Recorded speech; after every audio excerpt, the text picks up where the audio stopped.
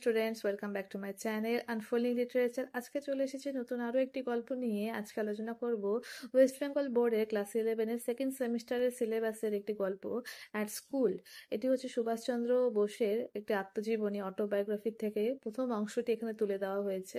তো সেই অংশটি কিন্তু এখানে আলোচনা করব। তো সুভাষচন্দ্র বোসকে তোমরা সকলেই চেনো, না চেনার কোনো কারণ নেই, তবুও তার সম্পর্কে একটু না বললেই নয়। তো তিনি 1897-এ জন্মগ্রহণ করেছিলেন এবং 1945-এ তার কিন্তু মৃত্যু হয়েছিল। যদিও তার মৃত্যু নিয়ে অনেক ধোঁয়াশা রয়েছে, অনেকেই আমরা মেনে থাকি যে তার কিন্তু সেই সময় মৃত্যু হয়নি। তিনি ছিলেন ভারতের স্বাধীনতা আন্দোলনের এক গুরুত্বপূর্ণ নেতা। তিনি ছিলেন একজন প্রখ্যাত বিপ্লবী, রাজনৈতিক নেতা এবং ভারতীয় জাতীয় কংগ্রেসের সদস্য। তার মধ্যে দেশের প্রতি গভীর ভালোবাসা এবং স্বাধীনতার জন্য অটুট সংকল্প ছিল। 1943 সালে তিনি আজাদ হিন্দ ফৌজ বা ইন্ডিয়ান ন্যাশনাল আর্মি বা যাকে বলা হয় আইএনএ প্রতিষ্ঠা করেন এবং ব্রিটিশ সাম্রাজ্যের বিরুদ্ধে সংগ্রাম চালান। তার স্লোগানগুলি ছিল give me blood and I will give you freedom, আজও জনপ্রিয়। সুভাষচন্দ্র বোসের জীবন এবং সংগ্রাম ভারতীয় জাতীয় ভারতের স্বাধীনতা আন্দোলনের একটি চিরকালীন প্রেরণার উৎস। তিনি শেষ পর্যন্ত জাপানের হেলিকপ্টারে বিমান দুর্ঘটনায় মৃত্যুবরণ করেন বলে প্রচলিত। তো এই সুভাষচন্দ্র বোসের আত্মজীবনীর প্রথম অংশ পার্ট 1 অ্যাট স্কুল, এই গল্পে তিনি তার শৈশবকাল ও বিদ্যালয়ে কাটানোর সময় কথা স্মরণ করেছেন। তার শৈশবকাল ছিল অত্যন্ত প্রাণবন্ত এবং মেধাবী, তবে তিনি ছিলেন এক ধরনের স্বাধীনচেতা ও অধিকারী মনোভাবাপন্ন ছাত্র। এই অংশে তিনি তার শিক্ষার প্রাথমিক সময়, বিদ্যালয়ে যাতায়াত এবং শিক্ষক এবং সহপাঠীদের সঙ্গে সম্পর্ক নিয়ে আলোচনা করেছেন। তিনি তার স্কুল জীবনের শুরুতে, বিশেষত তার শৈশবের প্রথম দিনগুলি স্মরণ করেছেন। এই সময় তিনি অত্যন্ত শান্ত ও গম্ভীর প্রকৃতির ছিলেন। তার পরিবারের মধ্যে পিতা ছিলেন এক কঠোর ব্যক্তি এবং তিনি সবসময় সুভাষচন্দ্র বোসকে উচ্চ শিক্ষা এবং শৃঙ্খলা বজায় রাখার জন্য উৎসাহিত করতেন। তবে তার মায়ের প্রতি তিনি ছিলেন অগাধ ভালোবাসা তার ছিল এবং তার মাও সবসময় তাকে পড়াশোনায় উৎসাহিত করতেন। এই পরিবারের শৃঙ্খলা ও শিক্ষা বিষয়ে দৃঢ় মনোভাব সুভাষচন্দ্র বোসকে পরবর্তী জীবনে দেশপ্রেম এবং আন্দোলনে দৃঢ় সংকল্পী করে তোলে।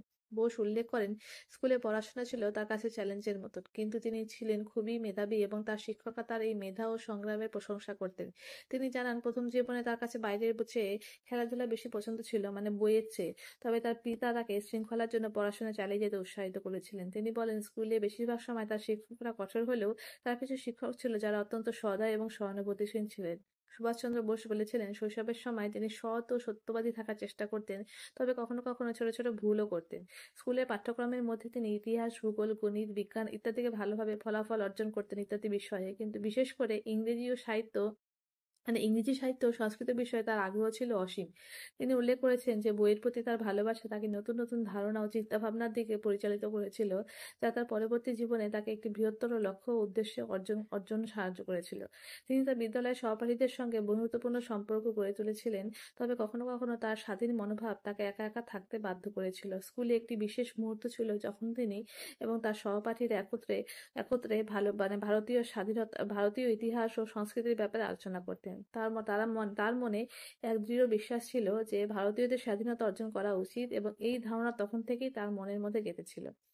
স্কুলের পাঠ্য বইগুলিকে তিনি কিছুটা অপ্রয়োজনীয় মনে করলেও তার শিক্ষকরা তাকে শৃঙ্খলা ও কাজের প্রতি একাগ্রতা শিখিয়েছিল। সুভাষচন্দ্র বোসের স্কুল জীবন কেবলমাত্র একটি বিদ্যাগত জীবনের অংশ ছিল না, বরং এটি তাকে দেশপ্রেম, শৃঙ্খলা ও আত্মবিশ্বাসের দিকে ধাবিত করেছিল, যা তার পরবর্তী জীবনে এক বিরাট পরিবর্তন নিয়ে আসে।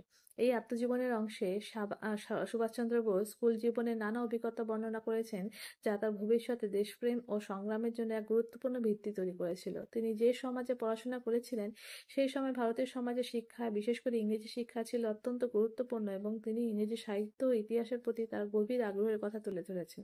তার শৈশব ও স্কুল জীবনে যে জ্ঞান এবং শিক্ষার আলো তিনি পেয়েছিলেন তা তাকে তার জীবনের পরবর্তী বৃহত্তর লক্ষ্যে অর্জনে শক্তিশালী ভিত্তি প্রদান করেছিল। পরবর্তী সময়ে তিনি জানিয়ে দিয়েছিলেন যে বিদ্যালয়ের শৃঙ্খলা এবং কঠোরতা তার জীবনে অনেক প্রভাব ফেলেছিল, তবে তা একটি শক্তিশালী, আত্মবিশ্বাসী এবং স্বাধীন মনোভাবের মানুষ তৈরি করতে সহায়ক ছিল।